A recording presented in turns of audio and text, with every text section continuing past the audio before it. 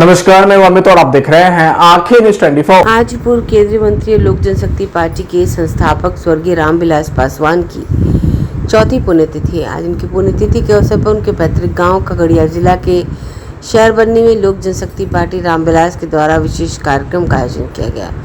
लोक जनशक्ति पार्टी रामविलास की राष्ट्रीय अध्यक्ष चिराग पासवान अपने पिता के पुण्यतिथि पर आयोजित होने वाले कार्यक्रम में शामिल होने के लिए खगड़िया निकले। इससे पहले उन्होंने अपने आवास पर पिता की तस्वीर पर माल्यार्पण कर उन्हें श्रद्धा सुमन अर्पित किया।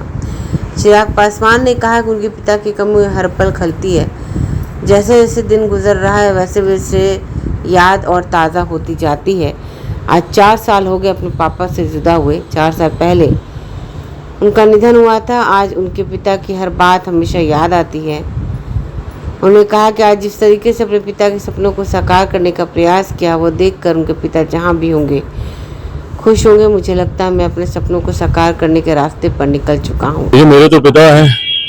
स्वाभाविक है कि उनकी कमी हर दिन हर लम्हा महसूस होती है और ये उन दिनों में से है जब वो यादें और ज्यादा दिमाग में आपके कौंधती हैं। आज 4 साल हो गए उनको गए हुए। ये ऐसे लम्हे होते हैं जब आप उनको याद करें तो एहसास होता है कि आज से 4 साल पहले इस वक्त वो मेरे साथ थे। शाम को 6:05 पर उनका निधन हुआ था। ये दिन बहुत सी यादों को, बचपन में बिताए हुए उनके साथ पलों को, पर मुझे खुशी इस बात की है कि आज वो जहां कहीं भी होंगे इस बात को देखकर खुश होंगे, संतुष्ट होंगे। मुझे लेकर, अपनी पार्टी को लेकर उन्होंने बहुत सी उम्मीदें लगा कर रखी थी। मुझे लगता है कि आज कहीं ना कहीं मैं उनके सपनों को पूरा करने की उस राह पर निकल चुका हूं। ये बात जरूर उनको संतुष्टि देती होगी।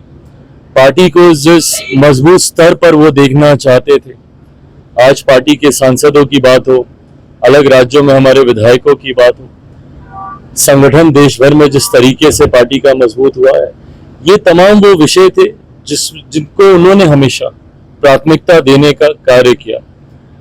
आज जब वो हम लोगों के बीच नहीं है, उनकी याद, उनकी सिखाई बातें, उनके विचार, उनके सिद्धांतों पर चलना ही मेरे जीवन का एकमात्र लक्ष्य है और उसी लक्ष्य को पूरा करने का, पापा के सपनों को पूरा करने का हर संभव प्रयास कर रहा हूँ। भारत रत्न की बात चल रही है, भारत रत्न चढ़ाव के नतीजे सामने आ रहे हैं, क्या कहेंगे?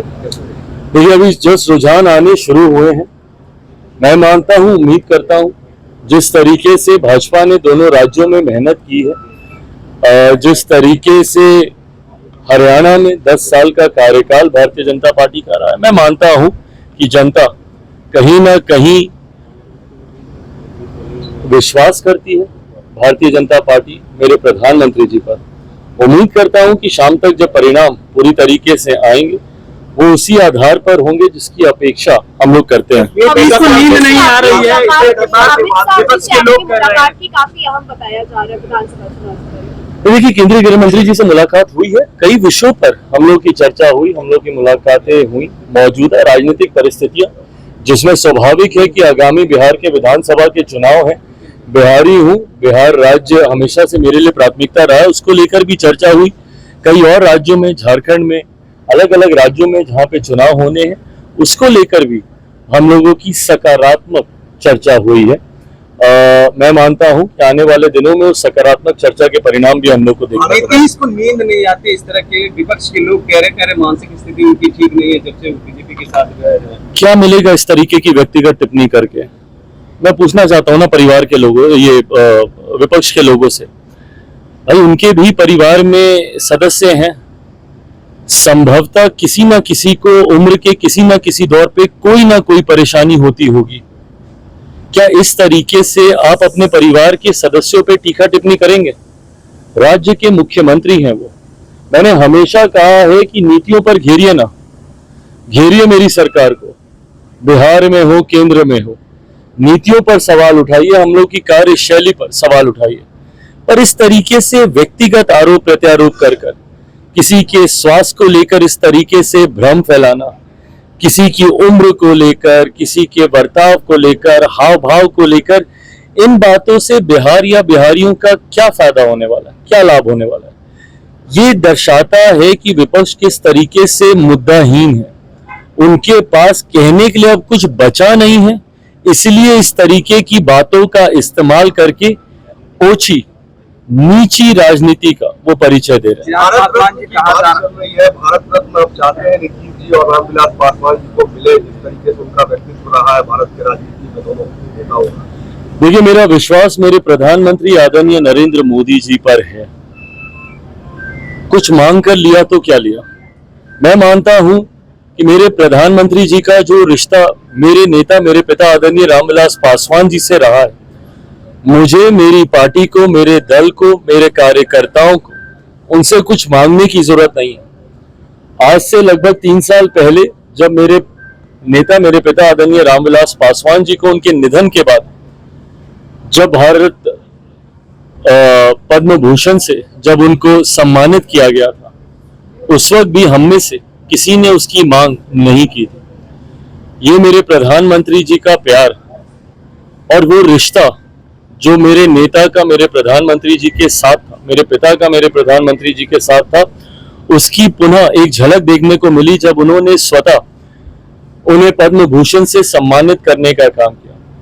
मेरा विश्वास है कि मेरे नेता, मेरे पिता को भारत रत्न से सम्मानित मौजूदा केंद्र की एनडीए सरकार में ही किया जाएगा।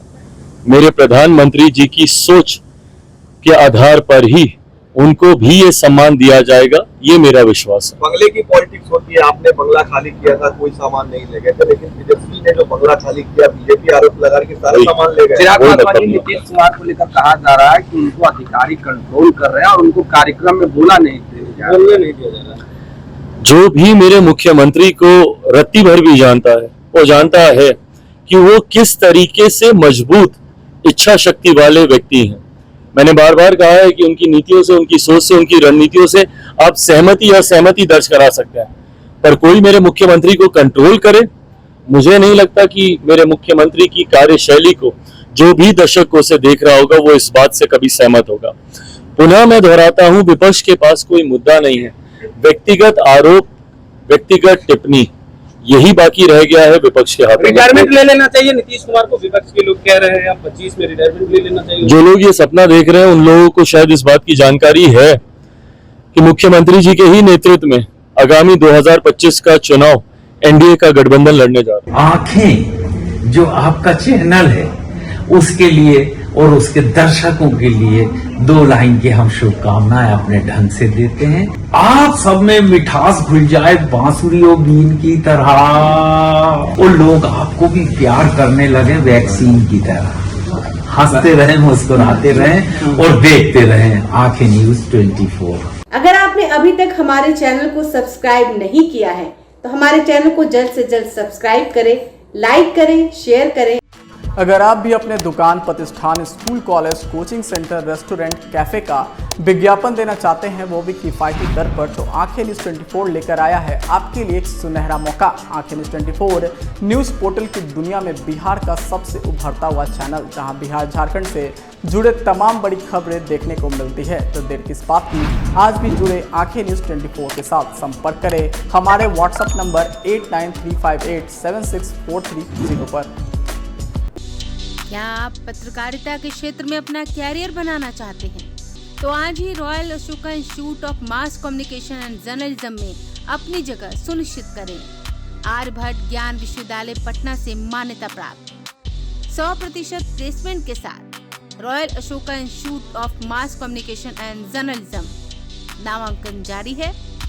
हमारा पता है DS/16 गायत्री मंदिर के समीप, कंकड़ बाग, पटना 8,20,000। आप हमें संपर्क भी कर सकते हैं। हमारा मोबाइल नंबर है 9955456126।